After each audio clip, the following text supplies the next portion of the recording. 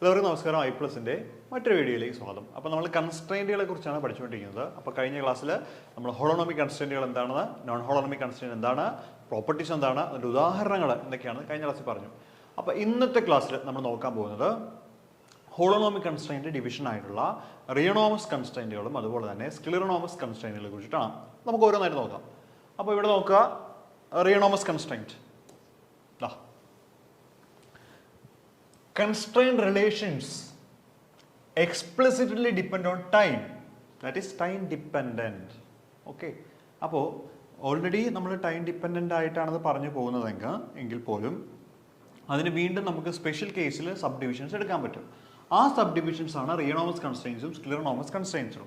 അപ്പോൾ റിയണോമസ് കൺസ്ട്രെയിൻസ് എന്ന് വെച്ച് കഴിഞ്ഞാൽ constraint relationship explicitly depend on time. Explicitly depend on time ആണെങ്കിൽ അവയെ പറയുന്ന പേരാണ് റിയണോമസ് കൺസ്ട്രെയിൻറ്റുകൾ എന്ന് പറയുന്നത്. വളരെ ഇമ്പോർട്ടൻറ്റ് പോയിന്റ് ആണത്, അതൊന്ന് നിങ്ങൾ നോട്ട് ചെയ്യണം. They are explicitly depend on time, അല്ലെങ്കിൽ ടൈം ഡിപ്പെൻഡൻറ്റ് സിംപ്ലി.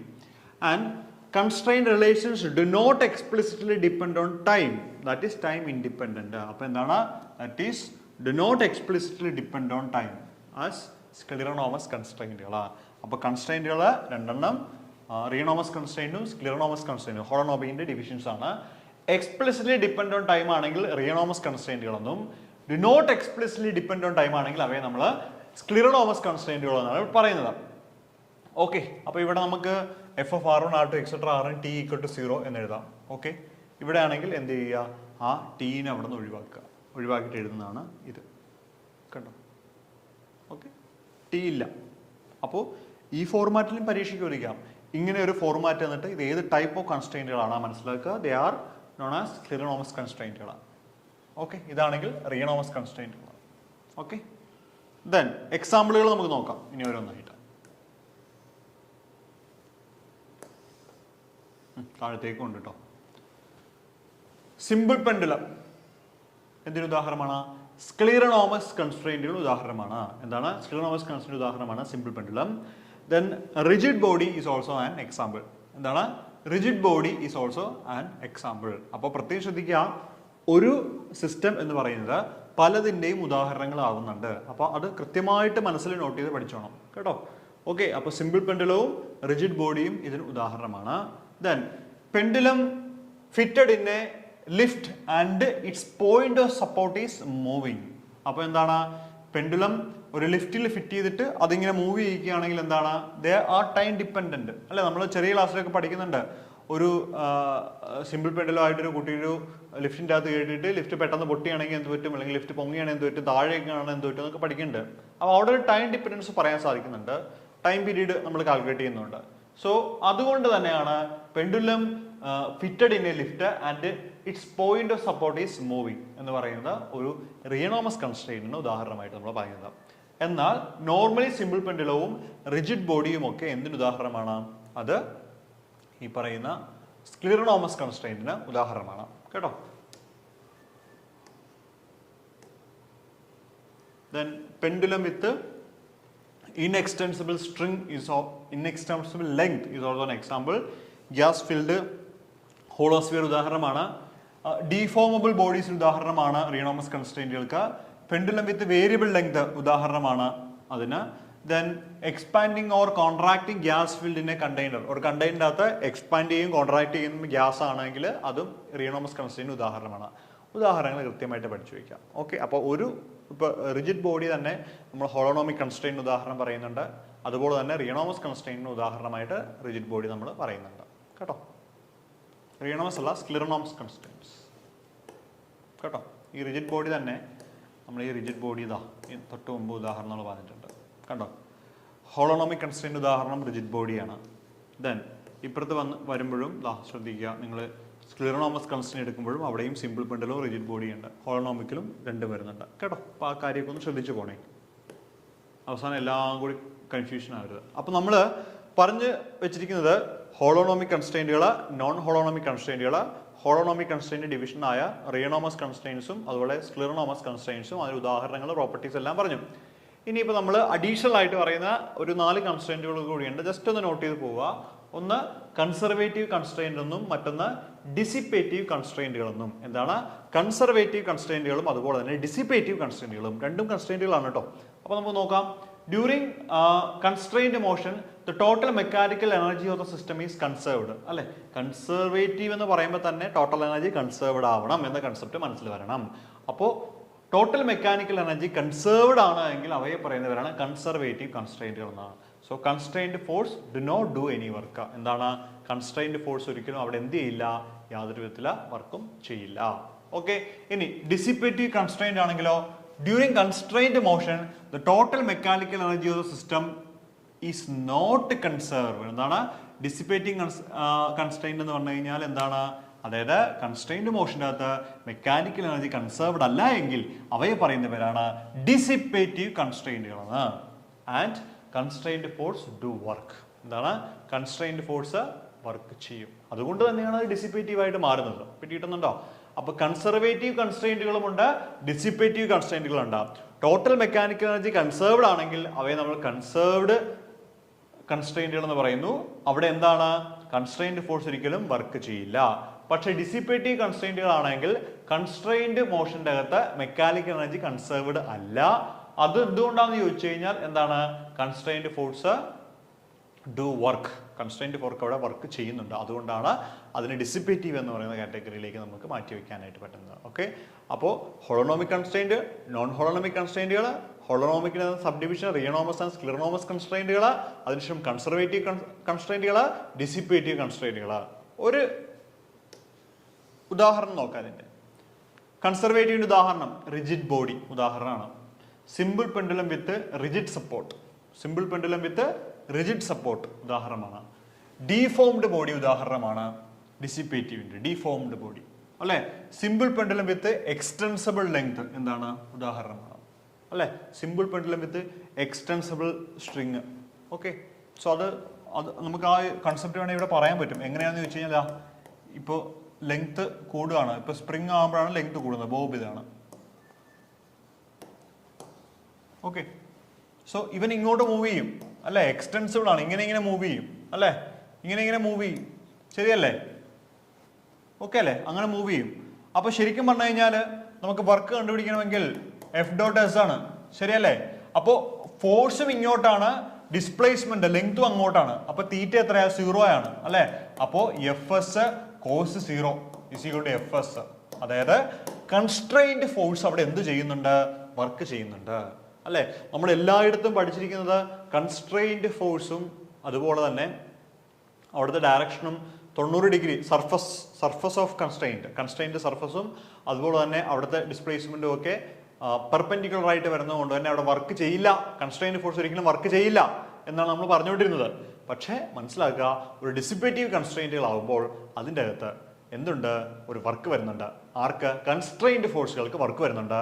അതുകൊണ്ട് തന്നെ ടോട്ടൽ മെക്കാനിക്കൽ എനർജി കൺസേർവ്ഡ് അല്ല. അതുകൊണ്ടാണ് അവയെ നമ്മൾ ഡിസിപ്പേറ്റീവ് കൺസ്ട്രെയിൻറ്റുകൾ എന്ന് വിളിക്കുന്നത്. പക്ഷേ മെക്കാനിക്കൽ എനർജി കൺസേർവ്ഡ് ആണെങ്കിൽ അവയെ നമ്മൾ പറയുന്ന പേരാണ് എന്ത്? കൺസേർവ്ഡ് കൺസ്ട്രെയിൻറ്റുകൾ. ഓക്കെ, ഉദാഹരണങ്ങൾ റിജിഡ് ബോഡി ഉദാഹരണമാണ്, അതുപോലൊപ്പം തന്നെ simple pendulum with rigid support ഉദാഹരണമാണ്. ഇനി ഡിസിപ്പേറ്റീവ് ആണെങ്കിൽ ഡീഫോംഡ് ബോഡി ഉദാഹരണമാണ്. അതിൻ്റെ ഓപ്പോസിറ്റ് സിമ്പിൾ പെൻഡുലം വിത്ത് എക്സ്റ്റൻസിബിൾ ലെങ്തും അതൊരു ഉദാഹരണമാണ്. കൃത്യമായിട്ട് നോക്കി പോകും. അപ്പോൾ കൺസർവേറ്റീവ് കൺസ്ട്രെയിൻറ്റും ഡിസിപ്പേറ്റീവ് കൺസ്ട്രെയിൻറ്റും ഉദാഹരണങ്ങളാണ് നോക്കേണ്ടത് കേട്ടോ. അപ്പോൾ റിജിഡ് ബോഡി നിങ്ങളൊന്ന് ആലോചിച്ച് നോക്കിയേ. റിജിഡ് ബോഡി എന്ന് പറയുന്നത് എന്താണ്? ഹോളോണോമിക് കൺസ്ട്രെയിൻറ്റ് ഉദാഹരണമാണ്. റിജിഡ് ബോഡി തന്നെ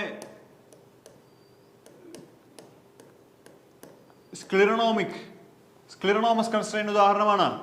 അതുപോലെ കൺസർവേറ്റീവ്.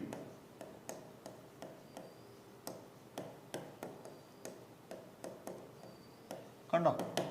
അപ്പോൾ ഒരു പരീക്ഷയ്ക്ക് വരുമ്പോൾ എങ്ങനെയൊക്കെ ചോദിച്ചാലും എഴുതാൻ പഠിക്കണം. കണ്ടോ? അപ്പോൾ ഒരു കാര്യം തന്നെ 3 എണ്ണത്തിന് ഉദാഹരണമാണ്. പിടിയിട്ടുന്നുണ്ടോ? അപ്പോൾ റിജിഡ് ബോഡി എന്ന് പറയുന്നത് ഹോളോണോമിക് കൺസ്ട്രെയിൻറ്റുകളാണ്, സ്ക്ലിറോണോമസ് കൺസ്ട്രെയിൻറ്റുകളാണ്, അതുപോലെ കൺസർവേറ്റീവ് കൺസ്ട്രെയിൻറ്റുകളുമാണ്. Okay,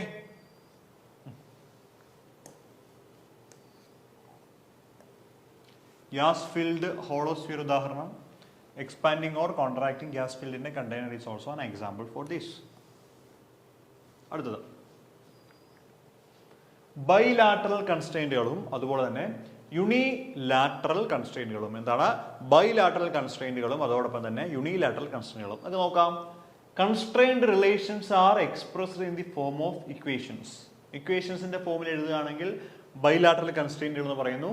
constrained relations are expressed in the form of inequalities is known as unilateral കൺസ്ട്രെയിൻറ്റുകൾ. അതായത് നേരത്തെ നമ്മൾ പഠിച്ചിട്ടില്ലേ ഹോളോണോമിക്കും നോൺ ഹോളോണോമിക്കും, അവയിൻ്റെ തന്നെ നമ്മൾ വേറൊരു വകഭേദ പേരിൽ പറയുന്നതാണ് ഈ ബൈലാറ്ററൽ കൺസ്ട്രെയിൻറ്റുകളും യൂണിലാറ്ററൽ കൺസ്ട്രെയിൻറ്റുകളും. അപ്പോൾ ഒന്ന് ഓർത്ത് വെക്കാൻ വേണ്ടിയിട്ട് ഞാൻ എഴുതുന്നതാണ്. പരീക്ഷയ്ക്ക് ഞാൻ ഈ പേര് വെച്ചാണ് ചോദിക്കുന്നതെങ്കിൽ അത് എഴുതണം നിങ്ങൾ കേട്ടോ. അപ്പോൾ അങ്ങനെ ഒന്ന് ജസ്റ്റ് ഓർത്തിരുന്നാൽ മതി.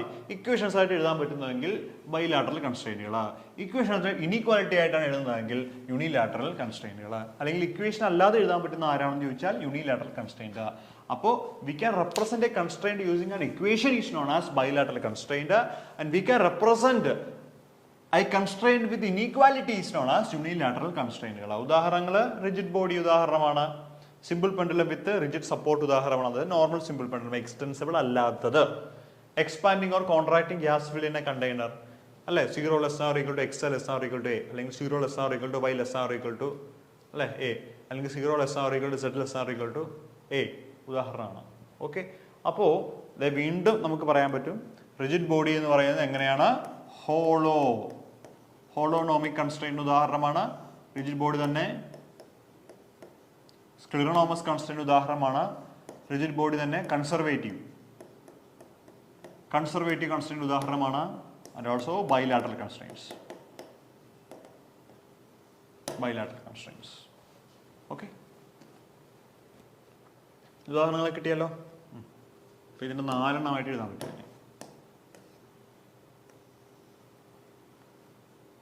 ഓക്കെ, നിങ്ങൾ ഈ എക്സാമ്പിൾ നോക്കണം. ഇത് എഡിറ്റ് ചെയ്തപ്പോഴത്തേക്ക് അവിടെ നിന്ന് ഇങ്ങോട്ട് കയറി വന്നാൽ കേട്ടോ, അത് നോക്കണ്ട.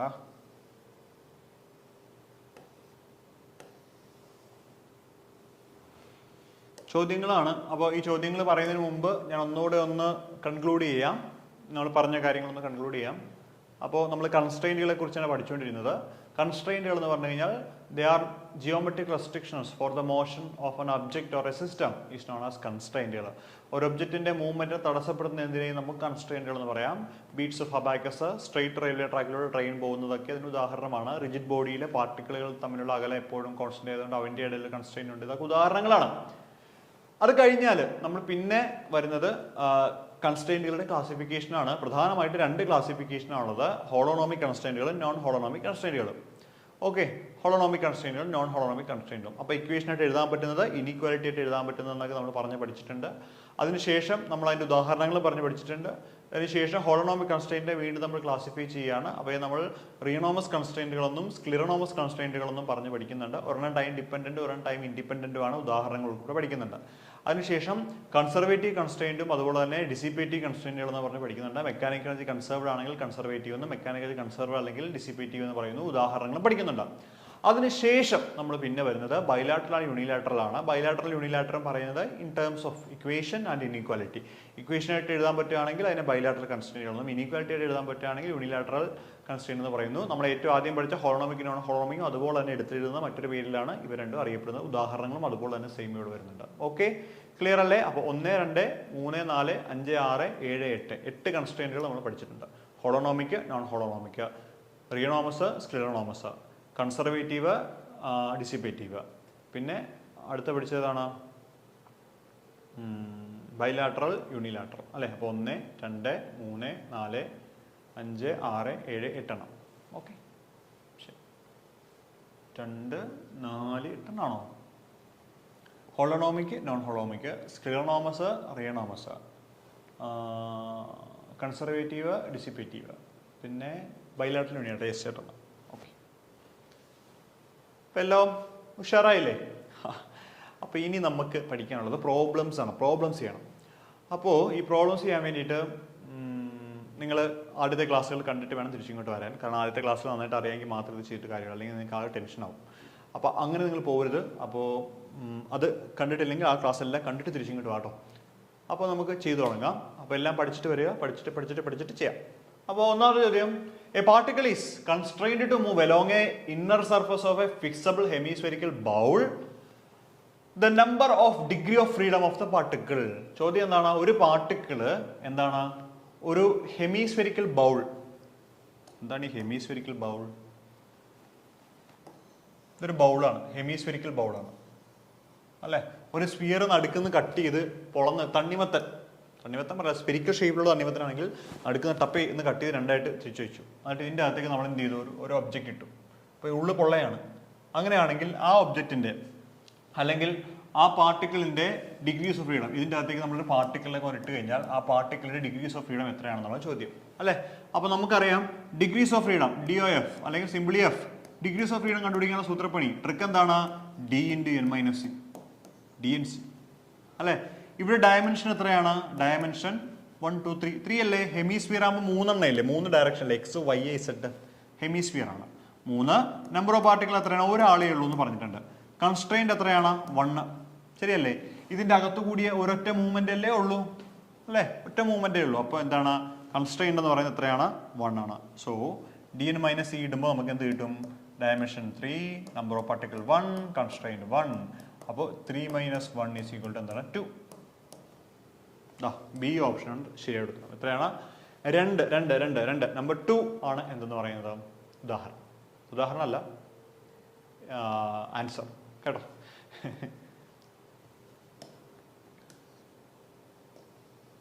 ഞാനാണ് ഇങ്ങനെ കുറേ ഇങ്ങനെ പറഞ്ഞ് കഴിയുമ്പോൾ പിന്നെ കുറേ പിച്ചുമ്പയും പറയാൻ തുടങ്ങും ഇങ്ങനെ കിടന്നിട്ട്. അതാണ് ഞാൻ പെട്ടെന്ന് തിരിച്ചത്. ഓക്കെ, ശരി, കം ടു ദ പോയിന്റ്. അതാണ് ശരി. അപ്പോൾ the constraint in A rigid body is, ഒരു റിജിഡ് ബോഡി എന്ന് പറയുന്നത് ഏത് ടൈപ്പ് ഓഫ് കൺസ്ട്രെയിൻ്റ് ആണെന്നാണ് ചോദിച്ചിരിക്കുന്നത്. അപ്പോൾ നമ്മൾ പറഞ്ഞിരുന്നു ഈ റിജിഡ് ബോഡി എന്ന് പറയുന്നത് പല ഇതിൽ നമുക്ക് പറയാൻ പറ്റും. എന്താണ്? റിജിഡ് ബോഡിക്ക് 4 എണ്ണം നമ്മൾ പറയാൻ പറ്റും. ഏതൊക്കെയാണ് നമ്മൾ പറഞ്ഞത്? 4 എണ്ണം ഓർക്കുന്നുണ്ടോ? ഹോളോണോമിക് ആണ് അല്ലേ, ഹോളോണോമിക് ആണ്. അതുപോലെ സ്ക്ലിറോണോമിക് ആണ് അല്ലേ, അതുപോലെ കൺസർവേറ്റീവ് ആണ്, അതുപോലെ തന്നെ ബൈലാറ്ററൽ ആണ്. ശരിയല്ലേ. അപ്പോൾ നമുക്ക് ഈ റിയണോമിക് എന്ന് പറയുന്ന ഒരെണ്ണം ഒഴിവാക്കാം, നോൺ ഹോളോണോമിക് ഒഴിവാക്കാം, നോൺ ഓഫ് ദി അബോ ഒഴിവാക്കാം. പിന്നെ എന്താണ്? ഹോളോണോമിക്. എന്താണ്? ഹോളോണോമിക്. അപ്പോൾ റിജിഡ് ബോഡി എന്ന് പറയുന്നത് എന്താണ്? ഹോളോണോമിക് കൺസ്ട്രെയിൻ്റ് ആണ്. ചിലപ്പോൾ ഓപ്ഷനിൽ ബോത്ത് ഹോളോണോമിക് ആൻഡ് കൺസർവേറ്റീവ് കൺസ്ട്രെയിൻ്റ് എന്ന് ഓപ്ഷൻ വരും. അപ്പോൾ അത് ചൂസ് ചെയ്യേണ്ടി വരും. നിങ്ങൾ പിടികിട്ടുന്നുണ്ടോ? അപ്പോൾ ഇവിടെ മറ്റു ഓപ്ഷനിലൊന്നും മാച്ച് ചെയ്യാത്തതുകൊണ്ട് നമുക്ക് റിജിഡ് ബോഡി എന്ന് പറയുന്ന ഒരു ഹോളോണോമിക് കൺസ്ട്രെയിൻ്റ് ആണെന്ന് മനസ്സിലാക്കാം. സോ അതുകൊണ്ട് തന്നെ രണ്ടാമത്തെ ചോദ്യത്തിൻ്റെ ഉത്തരം ഓപ്ഷൻ A ആണ് കേട്ടോ.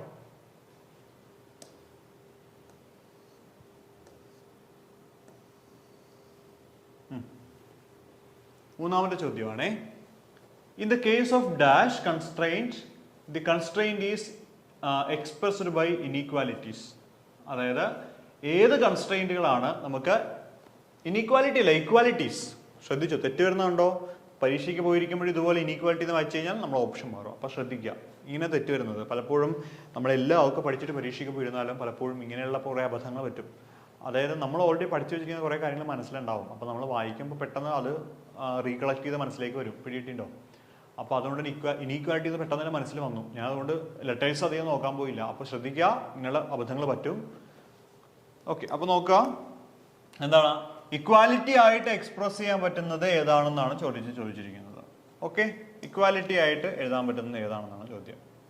ഓക്കെ, അപ്പോൾ ഹോളോണോമിക്ക് നമുക്ക് ഇക്വേഷനായിട്ട് എഴുതാൻ പറ്റുമെന്ന് നമ്മൾ ഓൾറെഡി പഠിച്ചിട്ടുണ്ട്. ഹോളോണോമിക്ക് അല്ലേ, ഹോളോണോമിക്ക്. അപ്പോൾ നോൺ ഹോളോണോമിക്ക് എന്തായാലും അല്ല, അത് ഇനീക്വാലിറ്റി ആയിട്ട് എഴുതുന്നതാണ്.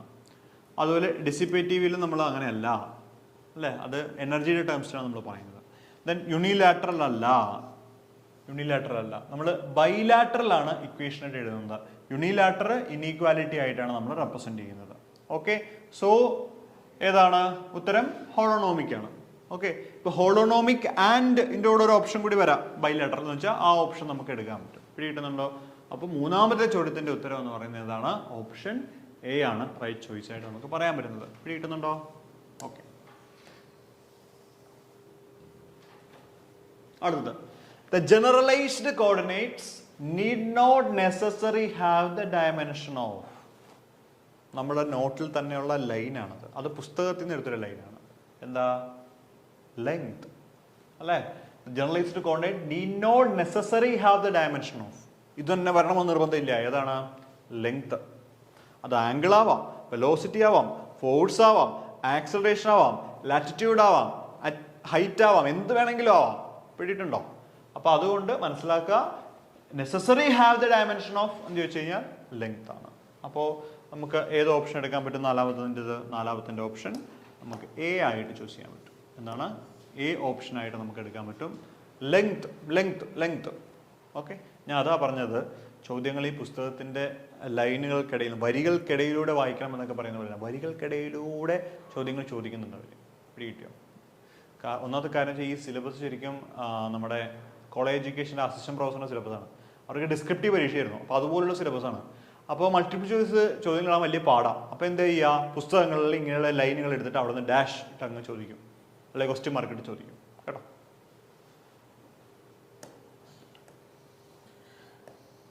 അടുത്തത്, generalised coordinates are not restricted by any